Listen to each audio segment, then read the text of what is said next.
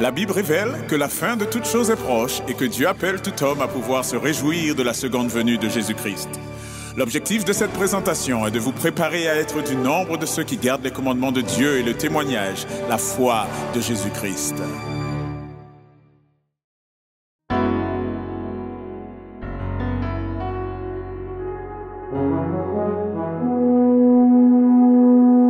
Annonçons partout le dernier message du Seigneur Jésus revenant des cieux.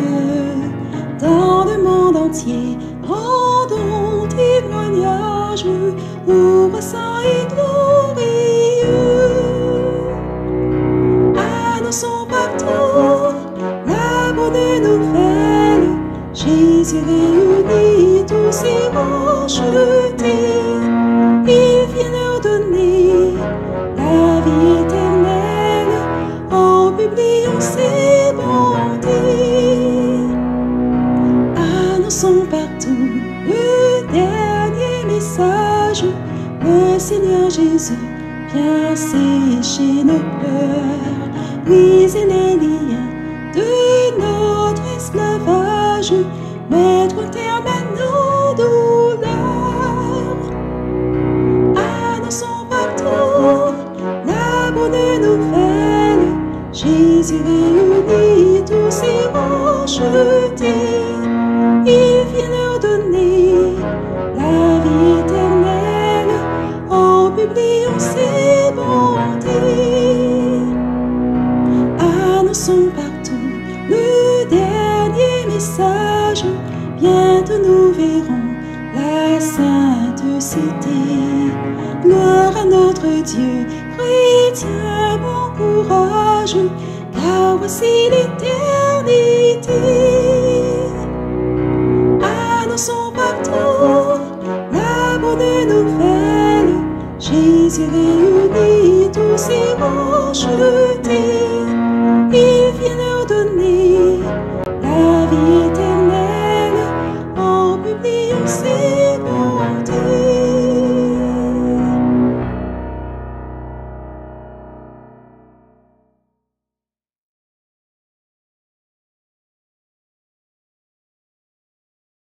Chacun, je disais que je souhaite un bon sabbat à chacun d'entre vous.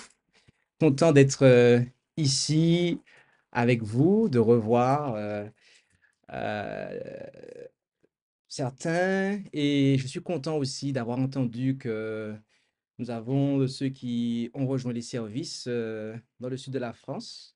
Je salue Marie-Ange. Et donc, je tiens à saluer tout un chacun, même si je ne cite pas votre nom, mais salutations est faite en Jésus-Christ. Et nous allons commencer, et je vous invite là où c'est possible à pouvoir prendre la position qu'il convient pour la prière.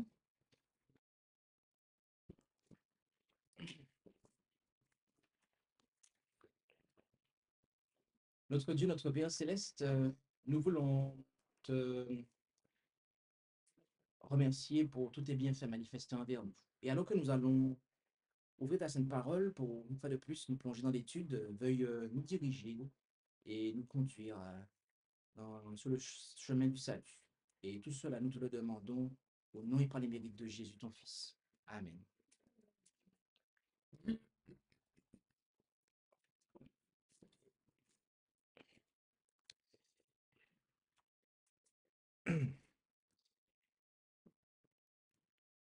Eh bien, nous allons, durant cette heure, nous allons considérer notre étude, poursuivre notre étude, cette série d'études sur le livre du prophète Daniel. Et il s'agira pour nous de considérer la fin du chapitre 4, notamment du verset 34 à 37, où, que nous avons intitulé La restauration de Nebuchadnezzar. D'accord? Et il s'agira donc pour nous d'étudier le verset 34 à 37 que nous allons faire de ce pas. Donc le texte de base se lit comme suit. Mais à la fin de ces jours-là, moi, Nebuchadnezzar, je levai les yeux vers le ciel. Le sens me revint. Et je bénis le souverain, et je magnifiais et j'honorais celui qui vit éternellement, dont la puissance est une puissance éternelle, dont le règne dure de génération en génération. Devant lui, tous les habitants de la terre sont estimés néants. Il fait ce qui lui plaît, tant de l'armée du ciel que des habitants de la terre. Et il n'y a personne qui puisse arrêter sa main et lui dire, que fais-tu? En ce temps-là, le sens me revint. La gloire de mon royaume, ma majesté et ma splendeur me furent rendues. Mes conseillers et mes grands me redemandèrent. Je fus rétabli dans mon royaume et une plus grande puissance me fut donnée. Maintenant, moi, Nebuchadnezzar, je loue, j'exalte et je glorifie le roi du ciel, dont toutes les œuvres sont véritables et les voies justes, et qui peut abaisser ceux qui marchent avec orgueil. Telle est la lecture que nous faisons du texte de base de Daniel 4, versets 34 à 37. Et donc, nous allons, à notre habitude, lire et étudier chaque aspect de ce texte de base, de manière à bien le comprendre, avant de pouvoir faire des applications euh, pour nous, pour notre temps, et des applications personnelles aussi. On va commencer donc avec le verset 34. Mais à la fin de ces jours-là, c'est-à-dire à la fin des 7 ans ou 7 années, prédit pour la suite de la folie de Nebuchadnezzar. Il y a un élément que nous n'avons pas couvert les fois précédentes, mais que nous avons gardé pour cette présentation, c'est qu'il y a un enseignement assez original par rapport à ce chapitre 4 du prophète Daniel et qui est promu par le mouvement des témoins de Jéhovah. Et comme vous pouvez le voir affiché à l'écran, donc, cet enseignement, eh bien, est que il y a la prophétie, donc un arbre immense. L'abattage de l'arbre a lieu après les 7 ans et le royaume est restauré.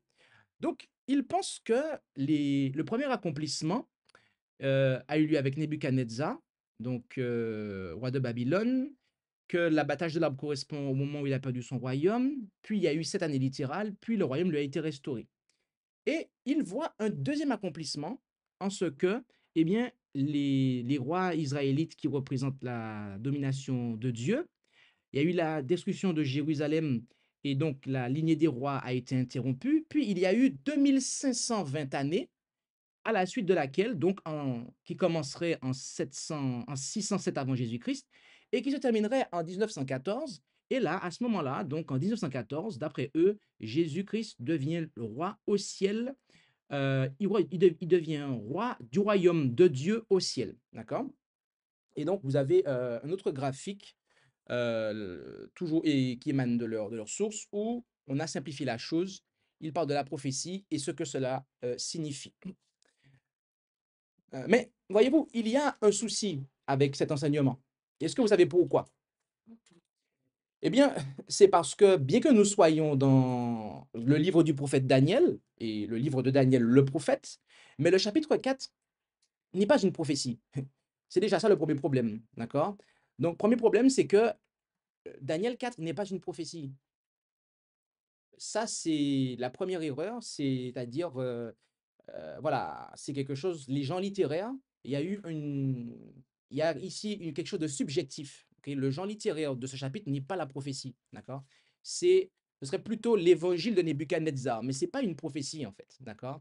Donc, et quand je parle de prophétie, quand je dis de prophétie, je m'entends parler, cela a une application pour Nebuchadnezzar, puisque Daniel lui-même a annoncé, il a appliqué cela pour Nebuchadnezzar. Daniel n'a jamais donné une deuxième application à cela. C'est dans cela que je dis que ce n'est pas une prophétie, c'est dans le sens que qui s'étend ailleurs que Nebuchadnezzar. Voilà ce que je veux dire. Et clarification étant faite, la deuxième raison, c'est qu'un temps équivaut à un an. Ça, on l'a déjà vu, d'accord? Un temps d'étant la moitié de temps, d'accord? Ça équivaut à 3 années et demie, d'accord, au niveau symbolique. Et donc, on sait que cela équivaut à, euh, à un an, d'accord? Un temps équivaut à un an. La deuxième chose, c'est que Jésus-Christ reviendra après avoir reçu le royaume au ciel, d'accord? On va prendre un passage par rapport à ça.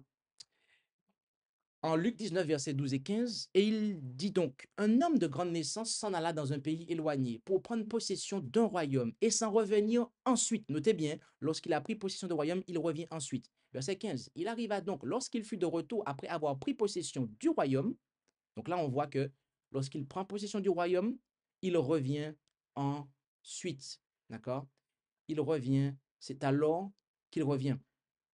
Donc, nous voulons le dire de manière très claire, mais c'est que à la fin de son ministère sacerdotal dans le sanctuaire céleste, alors qu'il est encore au ciel, le Christ reçoit le royaume de son Père et revient ensuite sur terre pour chercher son peuple. D'accord? Sauf que si nous disons que Jésus-Christ a reçu le royaume en 1914, ben, il y a un problème. C'est qu'on est en 2024, en fait. Donc, il y a manifestement ici un problème. Donc, cela étant dit, nous sommes au clair quant au fait que, eh bien, à la fin de ces jours-là, c'est-à-dire des 7 années, d'accord? À la fin des 7 années, Nebuchadnezzar, il leva les yeux vers le ciel. Alors, il nous faut savoir que les informations concernant les 30 dernières années de Nebuchadnezzar sont rares et qu'aucune trace de la maladie du roi n'a été trouvée dans les annales babyloniennes. Pourtant, une expérience aussi humiliante n'aurait certainement pas été mentionnée dans les comptes rendus officiels car on ne peut guère s'attendre à ce que cette maladie soit corroborée par l'archéologie car les familles royales les familles royales ne laissent pas de souvenirs de telles faiblesses. Cela est d'autant plus vrai pour les anciens monarques dont les annales étaient essentiellement des documents de propagande politique rédigés pour exalter la réputation de la nation et du roi. Nous avons ici le rétablissement de Nebuchadnezzar et son retour à la raison à la fin des jours fixés, c'est-à-dire des 7 années.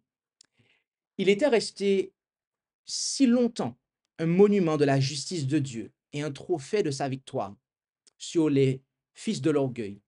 Et il le devint plus encore en étant frappé de folie que s'il eût été en un instant frappé de mort par la foudre. Mais ce fut une grâce pour lui qu'il resta en vie, car ici, on peut dire de manière aussi circonscrite, mais pas de manière globale. Dans certains cas, oui, tant qu'il y a de la vie, il y a de l'espoir. Je dis bien dans certains cas. Et ici, il y avait de l'espoir pour lui. Il y avait de l'espoir qu'il puisse encore louer Dieu.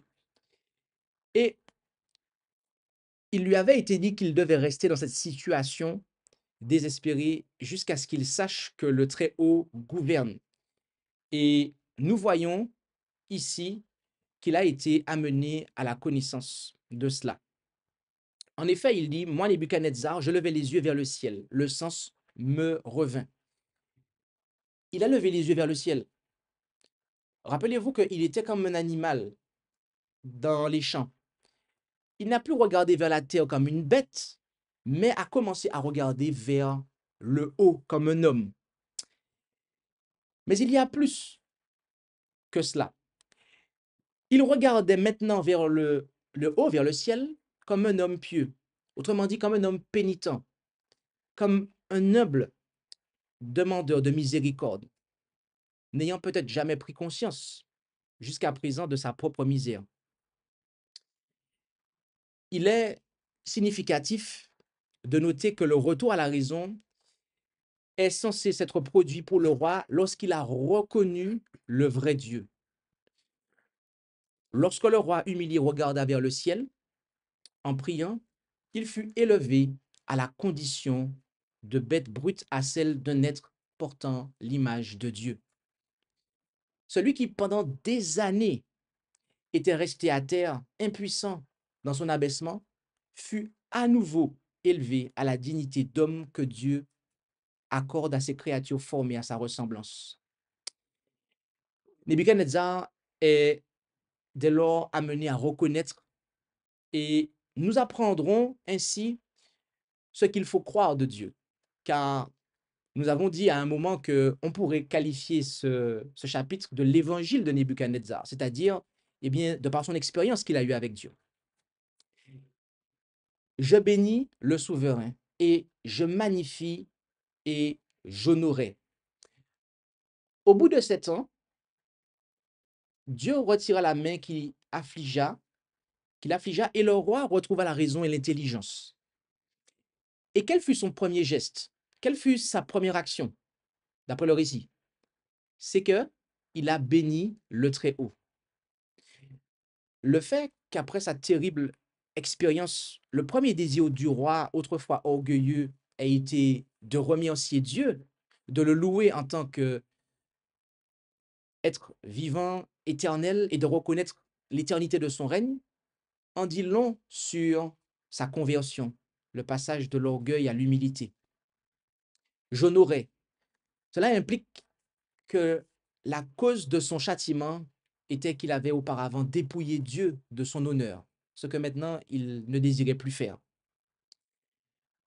L'Écriture nous dit que la louange est un signe certain de la guérison spirituelle de l'âme. En effet, lorsque nous considérons deux passages, le premier se trouve en Marc 5, versets 15, 18 et 19. Où allons-nous? Et le second se trouve en Psaume 116, versets 12 et 14. C'est quoi le deuxième? Psaume 116, versets 12 et 14. Et là, nous lisons. Alors le peuple sortit pour voir ce qui était arrivé, et ils vinrent vers Jésus et virent celui qui avait été possédé de la légion, assis, habillé dans son bon sens, un peu comme Nebuchadnezzar. Et ils furent remplis de crainte. Et quand il fut entré dans la barque, celui qui avait été possédé le pria de lui permettre d'être avec lui. Donc l'homme qui avait été possédé, qui avait été rétabli dans son bon sens, qui arrêtait de se traîner à terre, d'avoir des vêtements en haillons, etc., comme une bête, il a demandé à Jésus d'être avec lui. Mais qu'est-ce que Jésus lui a dit, verset 19? Jésus ne le lui permit pas. Et il lui dit, va-t'en dans ta maison, vers tes parents, et raconte-leur les grandes choses que le Seigneur t'a fait, et comment il a eu pitié de toi. D'accord? Et il y a un psaume qui confirme ça. Que rendrai-je à l'Éternel? Que rendrai-je à l'Éternel? Tous ses bienfaits sont sur moi. Verset 14 du psaume 116. Je rendrai maintenant mes vœux à l'Éternel devant tout son peuple. Devant tout son peuple.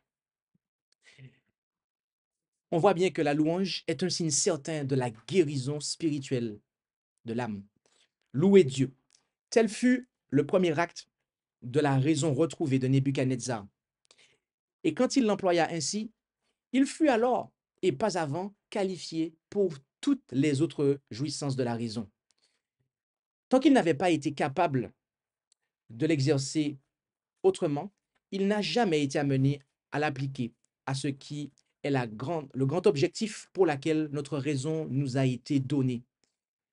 Sa folie a été le moyen par lequel il est devenu sage. Il n'a pas été rétabli par le songe de son jugement à venir le concernant lui, qui d'ailleurs il avait vite oublié, mais on le lui a fait sentir. Et alors son oreille s'est ouverte à la discipline. Pour qu'il revienne à lui, il a d'abord fallu qu'il soit hors de lui. Il paraît ainsi que les bonnes pensées qu'il a eues dans son esprit et les bonnes œuvres qu'il y a accomplies ne viennent pas de lui, car il n'était pas dans son propre homme, si on peut dire ça ainsi, mais que tout cela était un don de Dieu. Et puis, il dit, celui qui vit éternellement, dont la puissance est une puissance éternelle, dont le règne dure de génération en génération. Dernière partie du verset 34. Dieu est le Dieu très haut, il vit éternellement, et que son être ne connaît ni changement, ni période, puisqu'il le possède lui-même. C'est la cour royale, ses flatteurs le complimentaient souvent en lui disant « Ô roi, vis éternellement !» Mais maintenant, il est convaincu qu'aucun roi ne vit éternellement. mais seulement le Dieu d'Israël, qui est toujours le même. Son royaume est, comme lui-même, éternel, et que sa domination s'exerce de génération en génération. Il n'y a ni succession ni révolution dans son royaume. Et cela, Nebuchadnezzar voulait qu'il en soit ainsi pour lui. Il voulait que son royaume, eh bien, dure pour l'éternité. Mais aujourd'hui, à ce moment-là, dès lors, il avait appris la leçon de ce qui lui avait été enseigné en Daniel 2, verset 44. Où allons-nous? Où il est dit, et donc, et dans le temps de ces rois, le Dieu des cieux suscitera un royaume qui ne sera jamais détruit. Ce royaume ne passera point à un autre peuple, mais il brisera et consumera tous ces royaumes-là, et il sera établi éternellement. Ainsi, Nebuchadnezzar a fini par accepter la volonté de Dieu, ce qui lui avait été révélé. Il avait abdiqué face au grand roi du ciel. Au verset 35, donc, il est dit, devant lui, tous les habitants de la terre sont estimés néants. Alors, la seconde moitié de ce verset est un parallèle étroit à des passages que l'on trouve en Ésaïe 40, versets 15 à 17 et Ésaïe 43, verset 13. On va lire ça ensemble, promptement. Là, il nous est dit donc en Ésaïe 40, versets 15 à 17, voilà, les nations sont comme une goutte qui tombe d'un seau, et elles sont réputées comme la menue poussière d'une balance. Voilà, il dissipe des îles comme de la poussière, et le bois du Liban ne suffirait pas pour le feu, et les bêtes qui y sont ne seraient pas suffisantes pour l'Holocauste. Toutes les nations sont devant lui comme un rien, et il les tient pour moins que rien, et une chose de néant. Et 43, verset 13, j'étais même avant que le jour fût. Il n'y a personne qui puisse délivrer de ma main. Je travaillerai, et qui l'empêchera?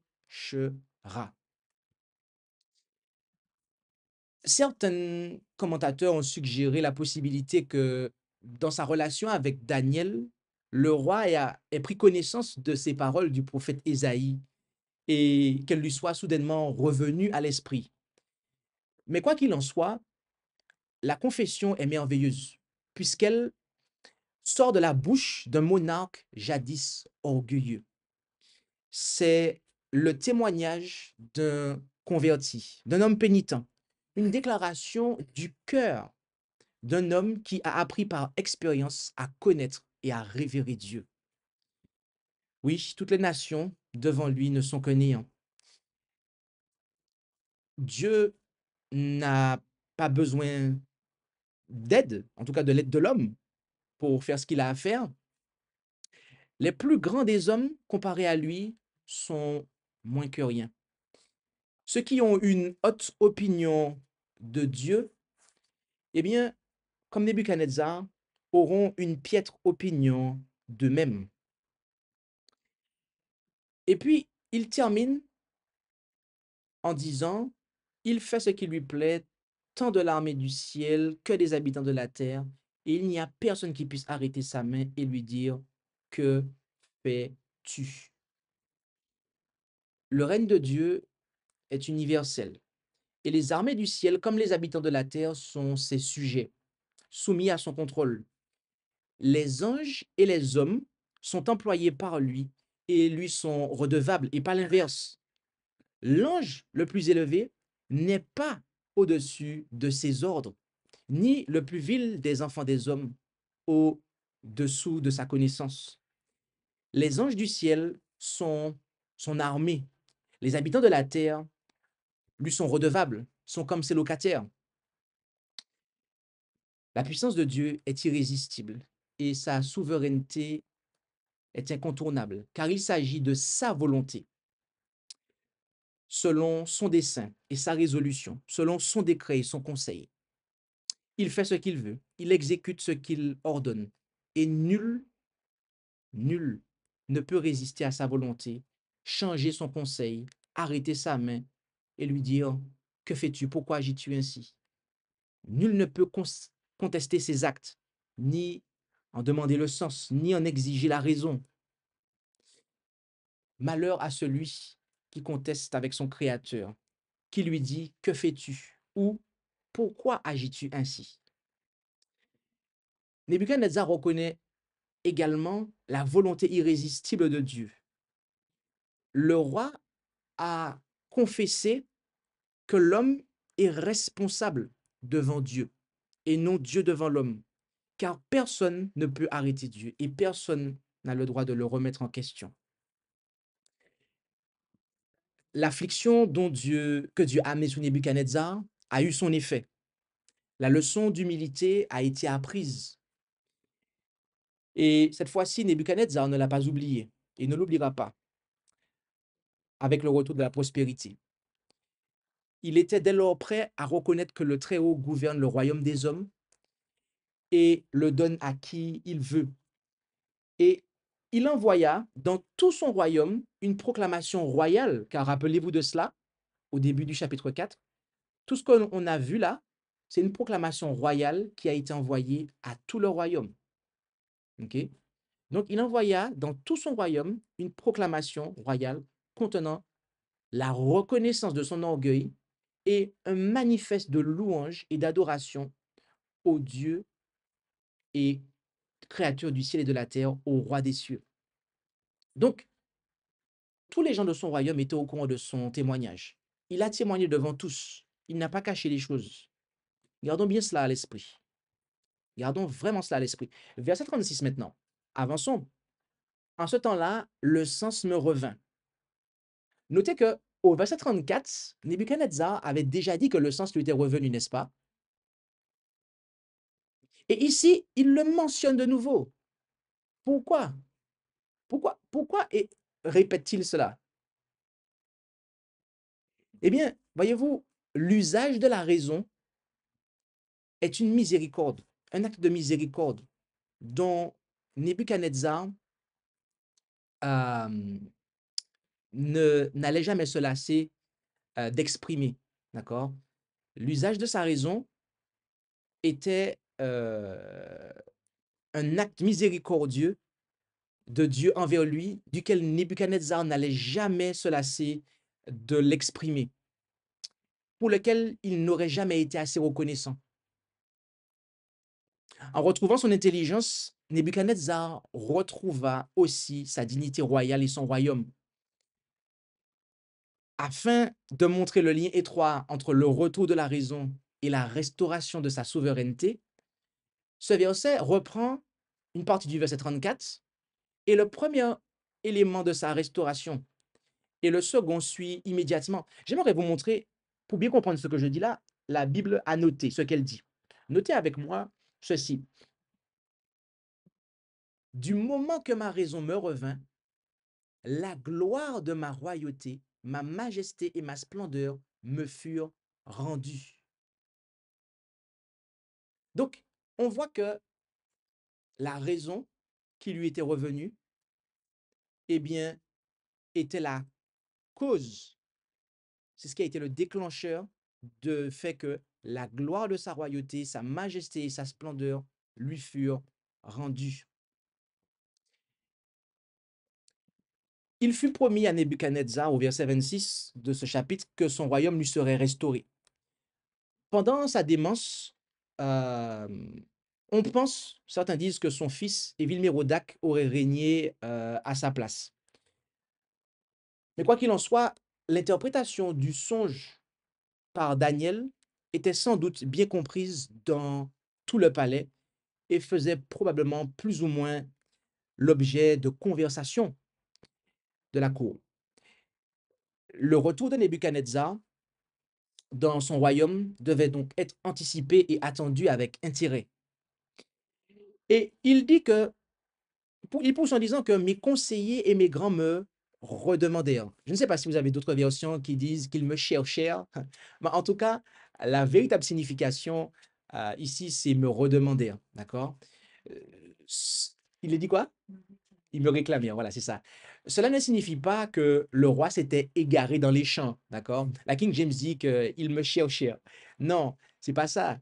Cela ne signifie pas que le roi s'était égaré dans les champs et les forêts et que il fallait maintenant le traquer pour le retrouver. Au bout de 7 ans, ah, 7 ans sont arrivés, il faut le rechercher, il doit être certainement rétabli. Non, pas du tout.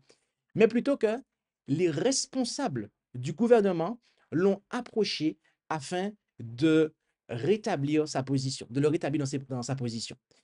Il s'aperçut bientôt, non seulement qu'il avait recouvré la raison et qu'il était en état de gouverner, mais qu'il l'avait recouvré avec avantage, c'est-à-dire bien plus qu'avant, et qu'il était bien plus en état de gouverner que par le passé. Oui, il dit, je fus rétabli dans mon royaume et une plus grande puissance me fut donnée. Voyez-vous, Nebuchadnezzar était l'un des grands rois de l'histoire de cette terre. Et lorsqu'il est apparu clairement que sa raison lui est revenue, la cour s'est empressée de le rétablir sur le trône. Le roi raconta alors qu'au cours de ces dernières années, il a reçu encore plus de pouvoir et d'honneur qu'avant son expérience humiliante. Il est devenu plus grand qu'auparavant. Ayant été humilié devant Dieu, Nebuchadnezzar s'est élevé à des hauteurs d'honneur plus grandes que celles qu'il avait connues lorsqu'il marchait dans l'orgueil.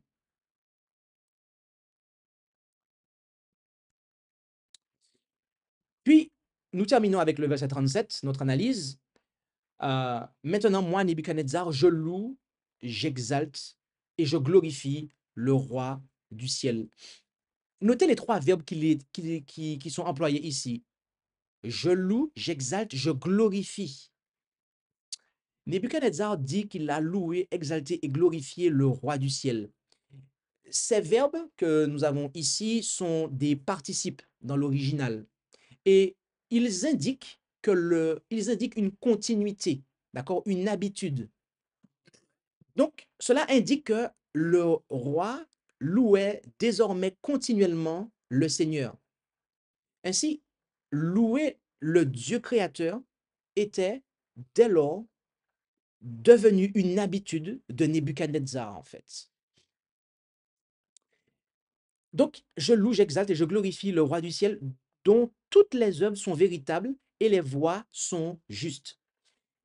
Nebuchadnezzar nous dit ici que Dieu n'a pas été injuste ou trop sévère avec moi, que tout ce dont j'ai souffert, je l'ai mérité.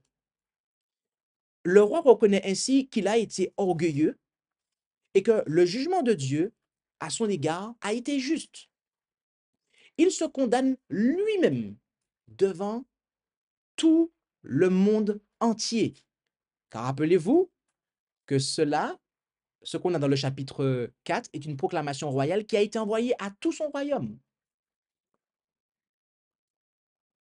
Il se condamne lui-même devant le monde entier afin de quoi? De glorifier Dieu. Cela, bien-aimé, est une marque de vraie contrition que de se condamner soi-même et de justifier Dieu. Cela prouve qu'il n'était désormais plus en rébellion contre Dieu. Tout ce que Dieu fait est bien fait. Ses œuvres sont vraies, car elles sont toutes conformes à sa parole. Ses œuvres sont la vérité, car elles s'accordent toutes avec sa parole. Ses voies sont des jugements sages et justes, conformes aux règles de la prudence et de l'équité, et il n'y a rien à redire. Et qui peut abaisser ceux qui marchent avec orgueil, conclut-il. Bien-aimé, Dieu a le pouvoir, comme on l'a vu avec Nebuchadnezzar, d'humilier les ennemis les plus virulents qui agissent en contradiction avec lui ou en concurrence avec lui. Il est capable, eh bien, de les abaisser. Il est capable de traiter avec ceux qui sont les plus confiants, les plus autosuffisants. C'est ici la dernière mention de Nebuchadnezzar dans les Écritures du point de vue chronologique et historique, mis à part lorsque Daniel va le faire pour son fils, comme on va le voir plus tard. Mais en tant qu'être vivant, c'est ici que s'arrête qu'on parle de lui dans le présent, dans les Écritures. C'est ainsi que se termina la vie de cet homme, de Nebuchadnezzar. Voilà la proclamation. Avec cette proclamation, voilà comment s'acheva la vie de Nebuchadnezzar. Nous sommes maintenant arrivés au moment des applications, car nous avons décortiqué donc, ce passage point par point. Et il y a un premier point que nous voulons établir, c'est que il y a de ceux qui pensent que Dieu traitera avec les nations pour les humilier et les amener à se soumettre à lui. C'est-à-dire que l'un des objectifs, certains pensent que l'un des objectifs de la tribulation à venir, d'accord, des temps troublés que nous allons avoir devant nous, et qui précéderont le retour immédiat du Christ, eh bien, sera d'humilier les nations et de les amener à se soumettre à l'autorité du Christ. D'accord? Certains font une application de ce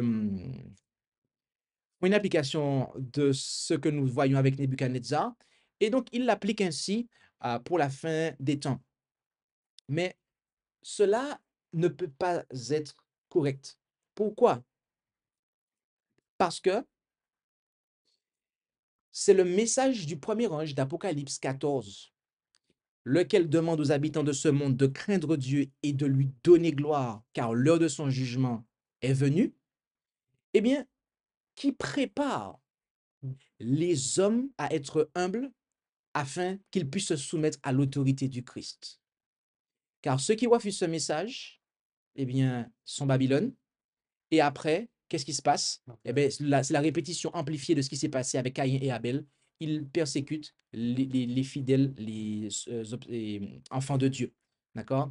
Donc, on sait et on le voit dans l'Apocalypse, lorsqu'il y aura les plaies qui seront déversées sur eux, ils ne se repentiront pas, en fait. Donc, cela n'est en aucune manière le jugement de Dieu sur les nations, celui qui est à venir, donc les plaies qui vont être déversées, cela ne sera pas, cela ne produira pas l'effet que cela a produit pour Nebuchadnezzar. Ok? Soyons clairs sur ça. À la fin des temps, Dieu, eh bien, il envoie pour le monde entier une proclamation afin que les hommes soient préparés. D'accord?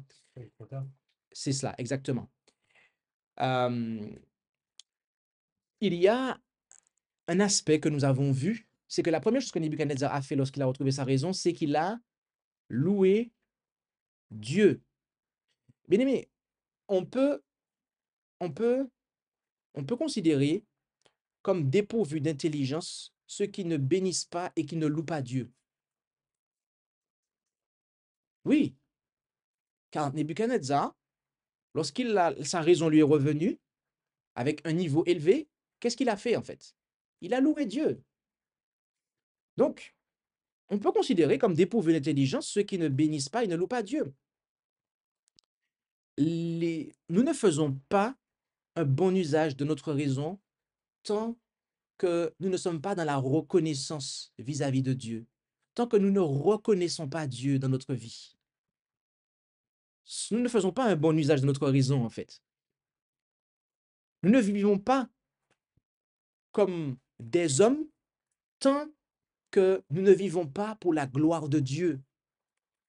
De même que la raison est le substrat ou le sujet de la religion, de sorte que les créatures dépourvues de raison ne sont pas capables de religion, de même, la religion est la couronne et la gloire de la raison.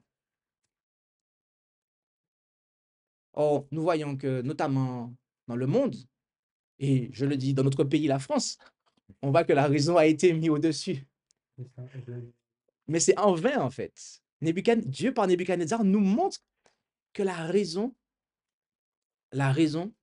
eh bien, doit être couronnée par la religion, c'est-à-dire la reconnaissance de Dieu, la louange envers Dieu.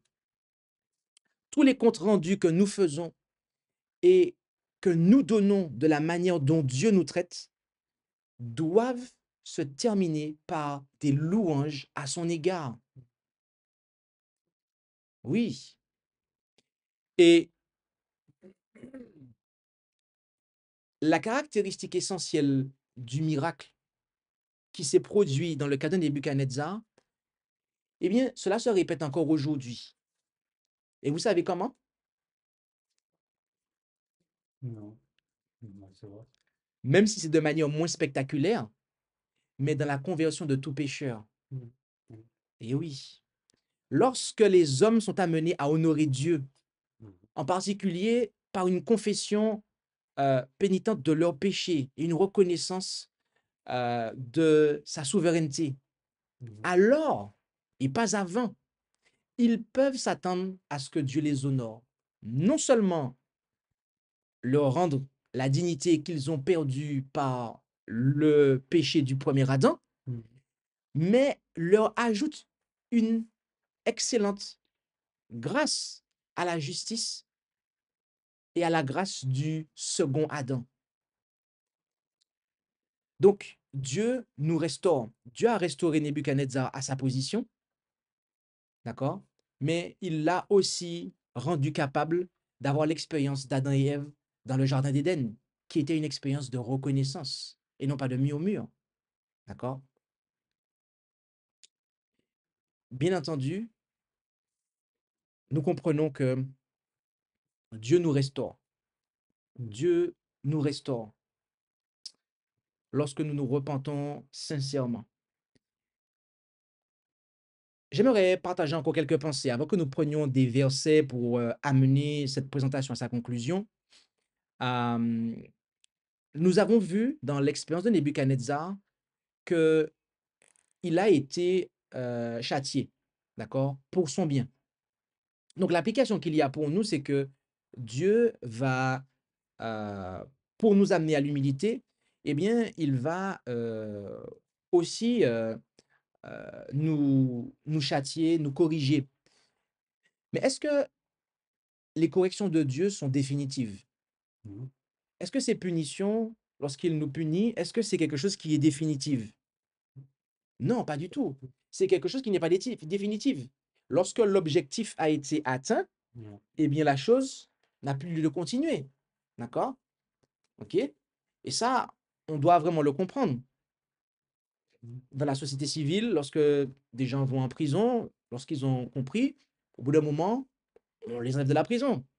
Même dans l'église, lorsqu'il y a des gens qui font des bêtises dans l'église, il y a des mesures qui sont prises contre eux, mais s'ils se corrigent, s'ils reconnaissent, eh bien, à ce moment-là, la mesure ne reste plus. OK? Et donc, on voit ces choses-là. Deuxièmement, la perte de la raison détruit le sens de l'autosuffisance. Nebuchadnezzar avait un orgueil invétéré qui l'empêchait de croire, d'avoir la foi en Dieu. Et cette habitude de confiance en soi était tellement ancrée en lui que seule la discipline la plus sévère de la part de Dieu pouvait l'en déloger. Et voyez-vous, lorsque l'entendement de Nebuchadnezzar s'est obscurci, que sa mémoire a, on va dire, flanché, eh bien, il a appris à l'école de l'expérience.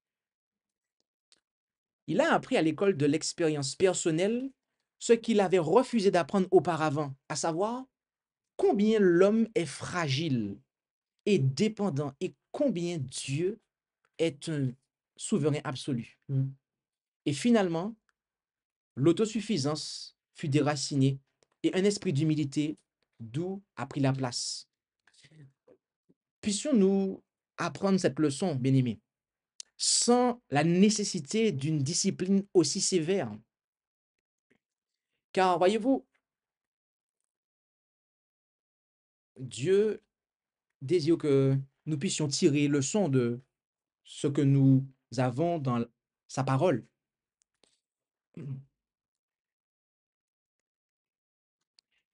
Troisièmement, la raison retrouvée nous enseigne la souveraineté éternelle de Dieu. La tendance native de l'esprit de l'homme est de circonscrire sa pensée à lui-même. Il fait de lui-même un centre autour duquel tournent toutes ses pensées et tous ses projets. Nous imaginons vaguement que lorsque le moi personnel s'effondrera, le monde s'écroulera. Ou je vais le reprendre différemment. L'homme, donc, imagine vaguement que lorsque le moi personnel s'effondrera, le monde s'écroulera. Il ne pense guère au passé et à ce qui l'a conduit à sa position qu'il occupe dans le temps présent. Il se soucie peu de l'avenir lointain. Mais lorsque l'homme insensé revient à lui, après ses aberrations et ses folies, il apprend que, depuis des temps immémoriaux, un seul être règne sur le trône de l'univers et fait en sorte que tous les événements concourent à la réalisation de ses desseins. Il était roi bien avant que nous apparaissions sur la scène de la terre et il restera maître de la situation bien après notre disparition. Ça, nous devons vraiment l'avoir à l'esprit, car lorsque nous avons cela à l'esprit comme Nebuchadnezzar, eh bien, nous comprenons que Dieu doit régner. Dieu ne veut pas simplement régner sur le trône de l'univers, mais sur le trône de Cœur. notre cœur. Il va te le mettre, hein. Exactement. Euh, C'est ça l'objectif. c'est cela. Et donc, quatrièmement,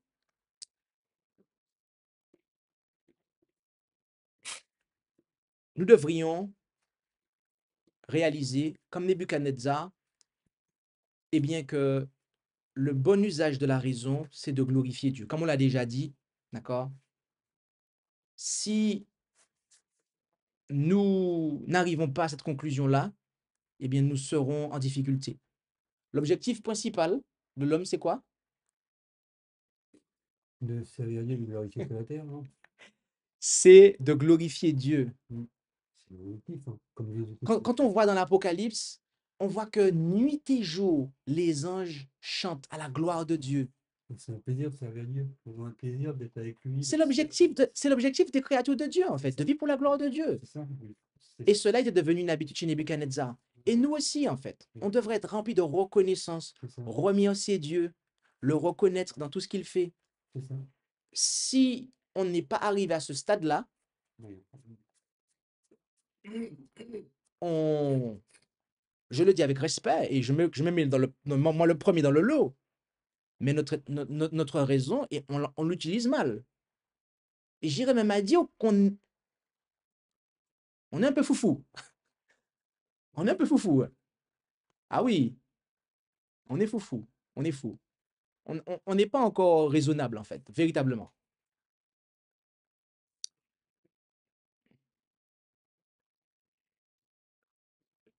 Voyez-vous, lorsque Nebuchadnezzar était dans les champs, ses richesses, son royaume, sa gloire, sa réputation, il n'en avait que faire. En fait, il ne pouvait pas apprécier tout ce qu'il avait. Il se prenait pour une bête des champs. Et avec cette idée en tête, toutes ses ressources ne comptaient pour rien dans son confort. Cela nous apprend quelque chose sur le bonheur.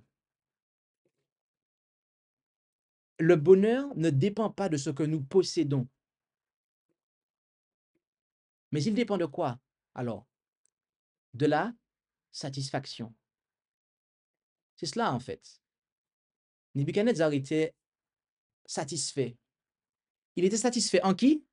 En Dieu. C'est ça l'objectif. Voilà, le vrai bonheur. C'est ça le bonheur. Il n'y a pas de richesse, ou rien, ça peut Dieu dans ta vie. C'est ça. Bien souvent, ceux qui possèdent des choses, qui ont de grands biens, ben, ils courent après d'autres. Et ils sont jamais contents, en fait. Insatisfait. Ils courent. satisfaire. On veut toujours plus. On veut toujours plus. Il est donc inutile d'être assuré de la prospérité de nos affaires extérieures si nous n'avons pas aussi l'assurance de la paix de l'esprit et de la joie intérieure, bien-aimés.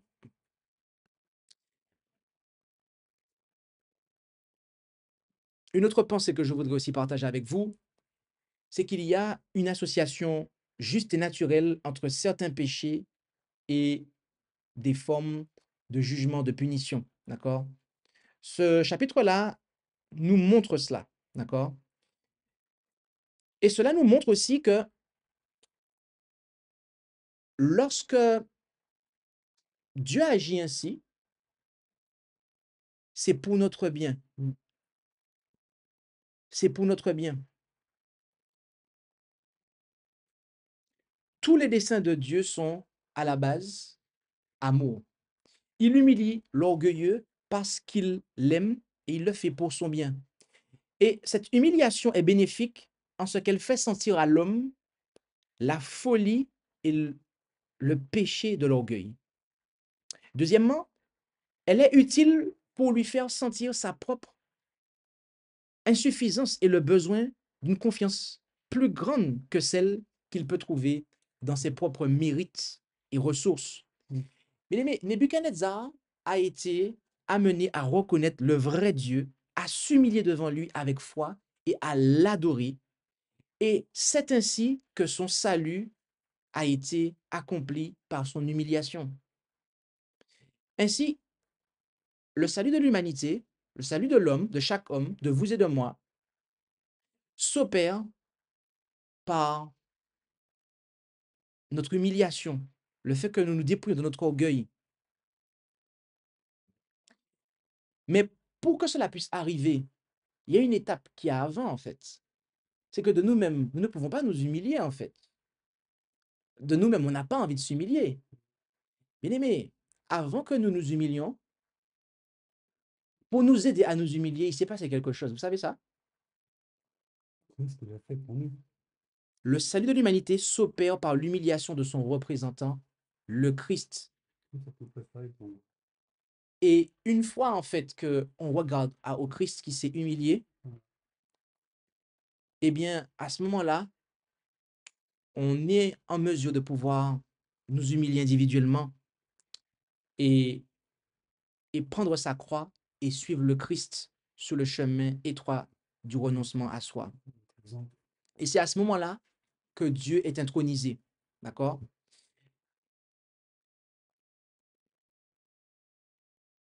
Dieu est toujours sur le trône, d'accord, de l'univers. Il a toujours été, hein. Mais pour la majorité d'entre nous, Dieu n'y est pas. Objectivement, Dieu est sur le trône de l'univers. Mais subjectivement, dans notre tête, à beaucoup d'entre nous, la majorité, si c'est la quasi-totalité, eh bien, Dieu est détrôné. D'accord?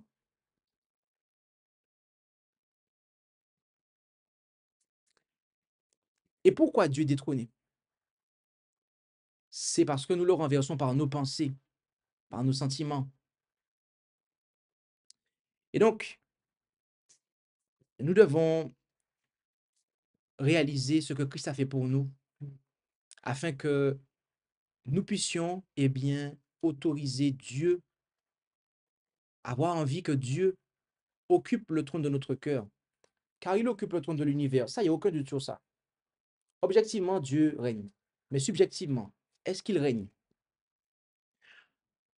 Après avoir partagé ces quelques pensées, nous allons, eh bien, conclure avec quelques textes.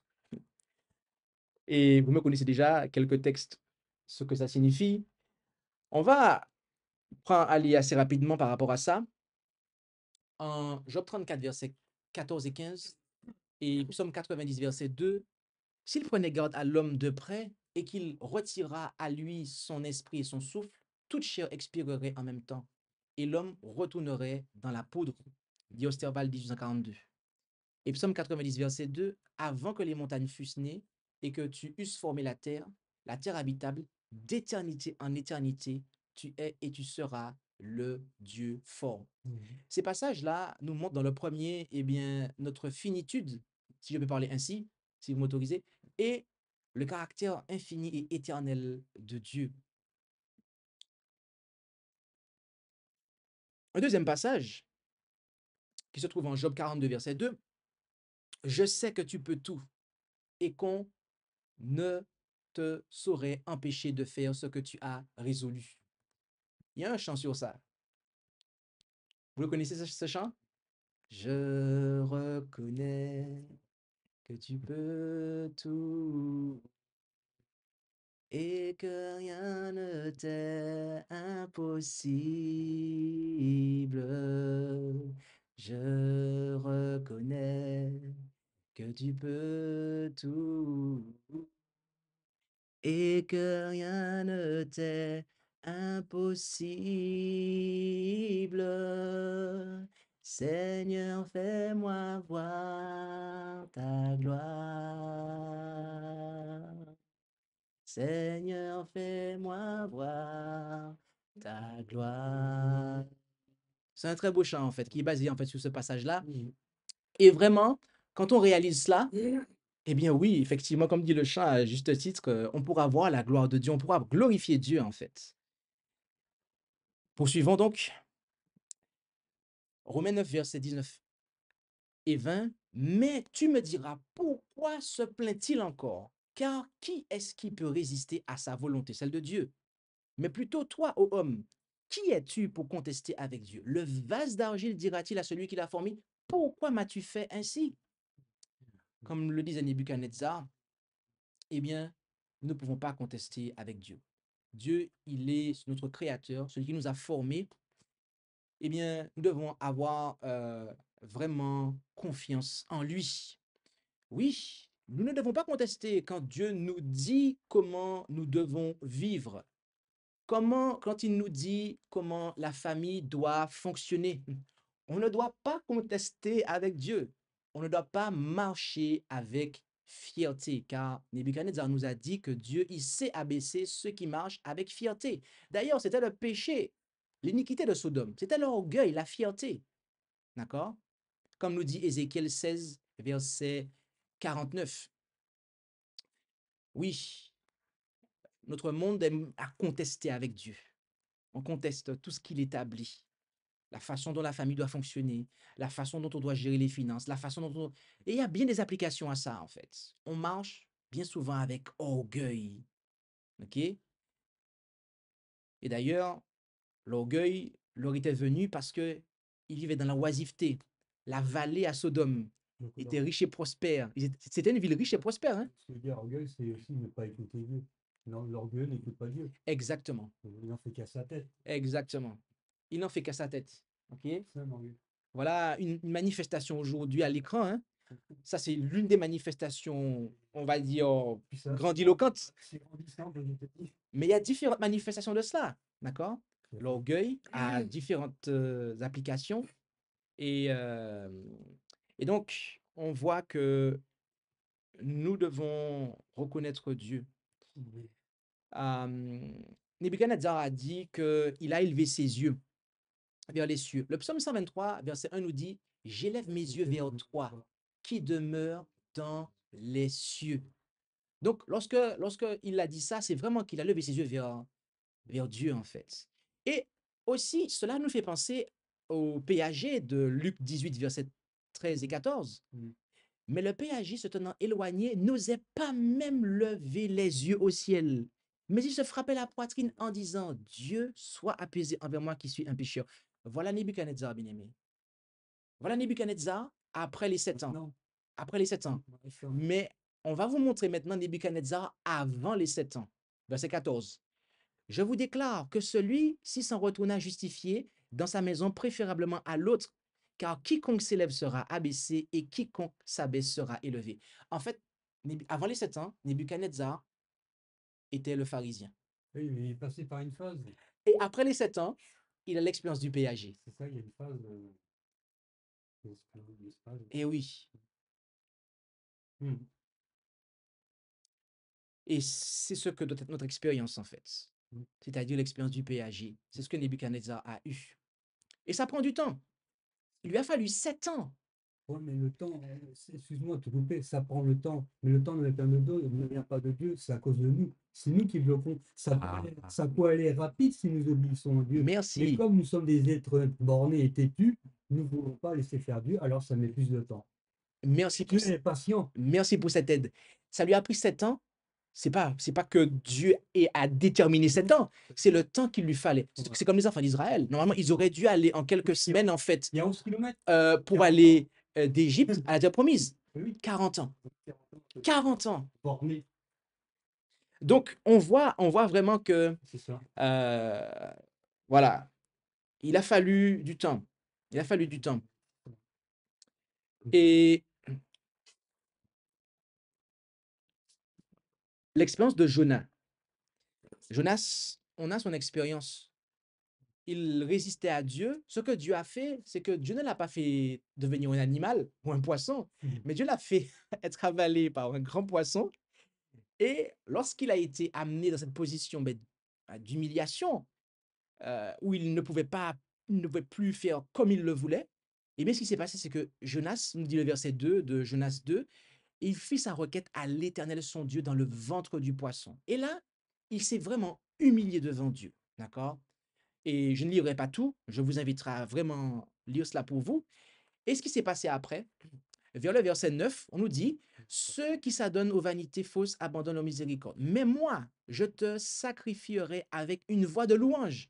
Autrement dit, je t'offrirai des actions de grâce. Je rendrai ce que j'ai voué, car le salut est de l'Éternel. Et lorsqu'il a fait ça, qu'est-ce qui s'est passé? Comme Nebuchadnezzar, l'Éternel fit commander au poisson et il vomit Jonas sur le sec. Ok. Donc, on voit vraiment cela. Et on le voit aussi dans la vie de Manassé, d'accord, en 2 Chroniques 33, versets 10 et 13. L'Éternel parla à Manassé, tout comme à Nebuchadnezzar et à son peuple. Mais il n'y voulut point entendre. C'est pourquoi il fit venir contre eux les capitaines de l'armée du roi des Assyriens, lesquels mirent Manassé dans les fers et le lièrent de doubles chaînes d'airain et l'emmenèrent à Babylone. Mais dès qu'il fut en angoisse, il supplia l'Éternel son Dieu et il s'humilia fort devant le Dieu de ses pères. Verset 13. Il lui adressa donc ses supplications et Dieu fut fléchi par ses prières, de sorte qu'il exauça sa supplication et il le fit retourner à Jérusalem dans son royaume et Manassé reconnut que l'Éternel est celui qui est Dieu. À l'instar de Nebuchadnezzar, comme on le voit. Nebuchadnezzar a justifié Dieu. Vous le savez, il a dit que Dieu est vrai, ses voies sont justes. Ok? L'Écriture nous parle de cela. Dans le psaume 51, verset 4, David a eu la même expérience. Et on sait que David s'est vraiment repenti. Et on peut le voir en cela, verset 4 de psaume 51. J'ai péché contre toi proprement, c'est-à-dire contre toi seul. Et j'ai fait ce qui est désagréable à tes yeux, en sorte que tu seras reconnu juste quand tu parleras et trouvé pur quand tu me jugeras. Aucune justification apportée par David. Aucune. Aucune. Et les 144 000, c'est pareil. Apocalypse 15, verset 2 et 3. Ceux qui avaient vaincu la bête et son image, au verset 3, on nous dit, ils chantent le cantique de Moïse, serviteur de Dieu, et le cantique de l'agneau, en disant notamment, donc ils disent, tes œuvres sont grandes et admirables, ô Seigneur Dieu Tout-Puissant, tes voies sont justes et véritables, ô roi des nations. Dieu avait un Israël qui disait que les voies de l'Éternel ne sont pas justes. Elles ne sont pas justes.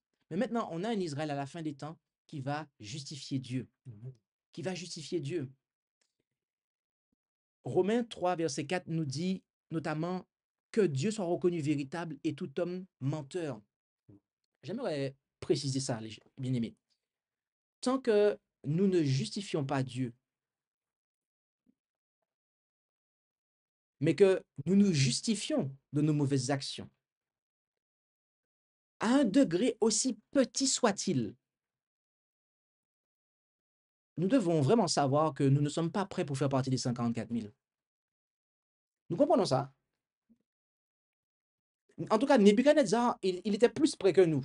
S'il était vivant aujourd'hui, il serait bien partant parce qu'en tout cas, il a tout pris sur lui et il a justifié Dieu. Il n'a en aucune manière, il ne s'est en aucune manière fait passer pour une victime pour les mauvaises actions qu'il a eues. Et c'est ainsi qu'on nous présente Nebuchadnezzar à la fin de sa vie.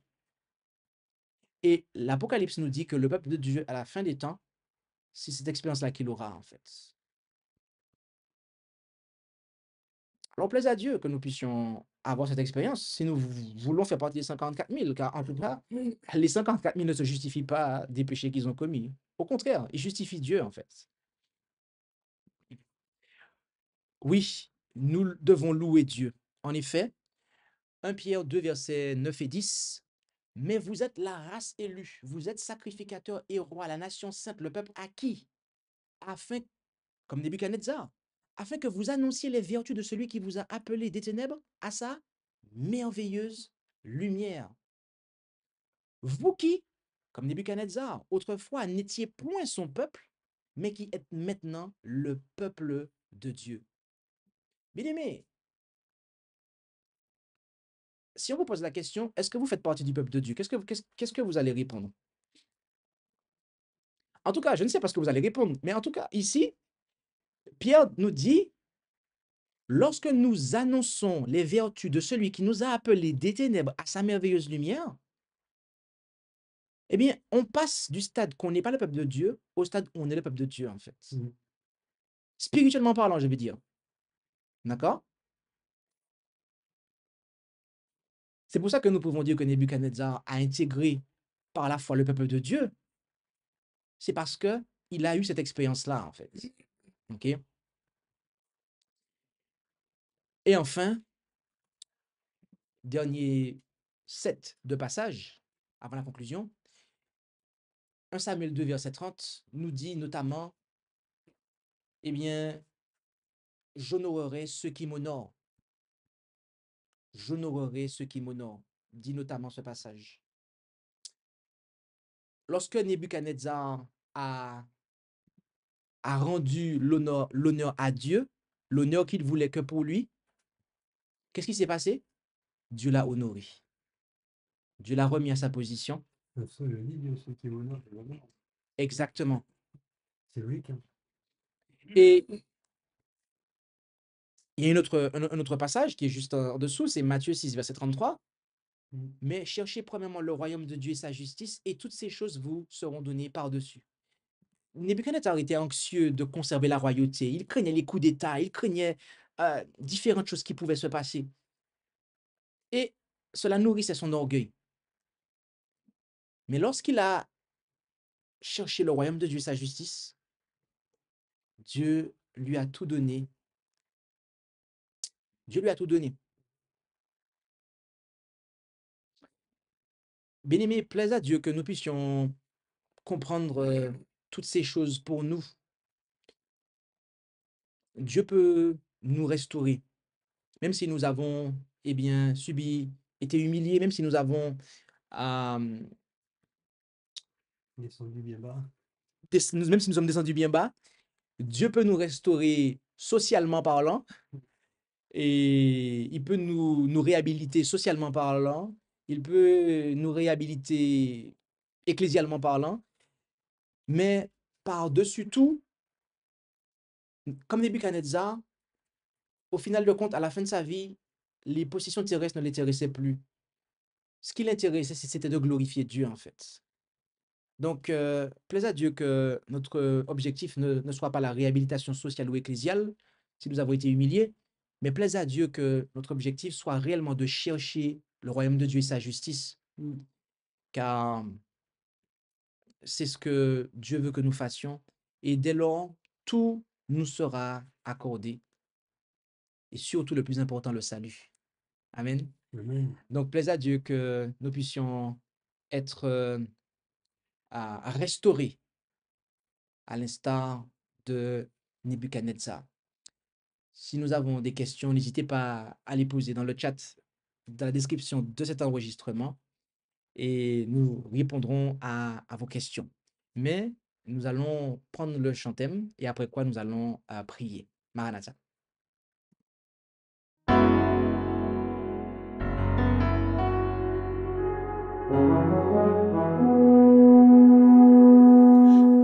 Annonçons partout le dernier message du Seigneur Jésus revenant des cieux.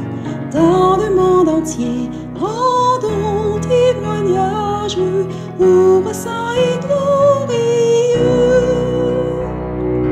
Annonçons partout la bonne nouvelle. Jésus réunit tous ses rachetés.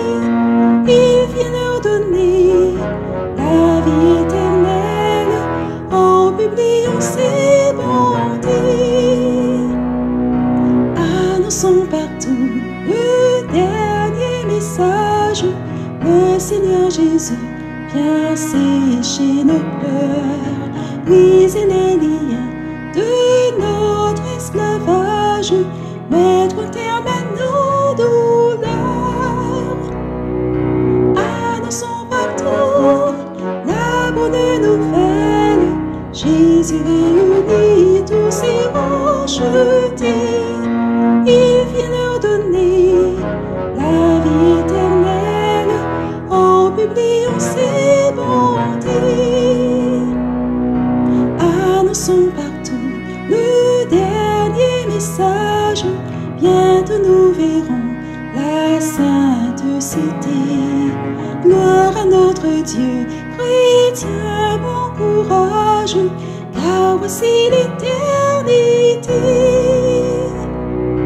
Annonçons partout la bonne nouvelle. Jésus réunit tous ses rachetés. Il vient leur donner la vie éternelle en publiant ses bontés.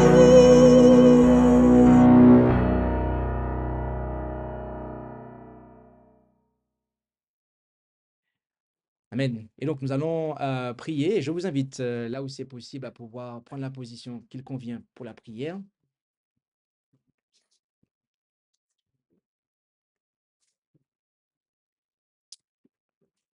Prions.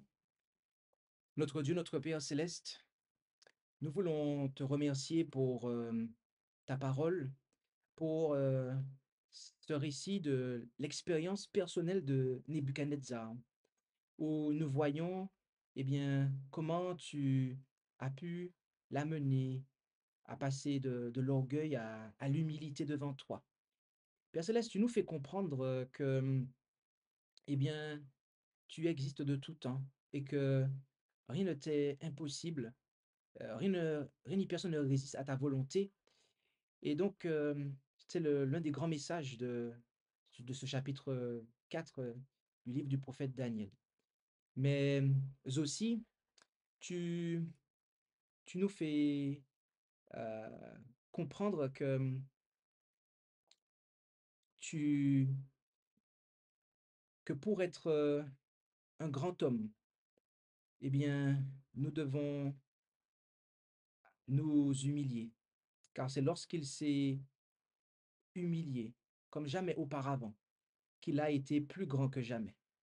Alors, puisse notre orgueil être jeté dans la poussière, afin que la justice du Christ soit sur nous et que nous soyons agréés par toi, car tu nous fais savoir que l'orgueil, la fierté, que le moi est loin d'être une source de motivation, un catalyseur, n'est en définitive qu'une encre qui nous fait couler. Alors puissions-nous nous en défaire afin de pouvoir nous élever à toi par Christ Jésus.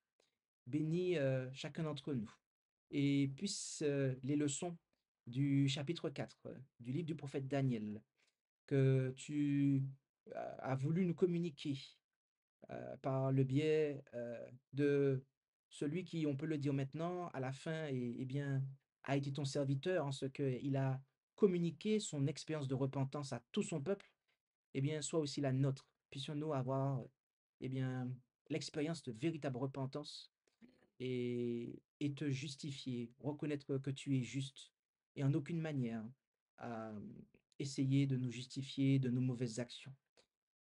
Gloire soit rendue à toi, Père Céleste, et béni sois-tu dès maintenant et à jamais.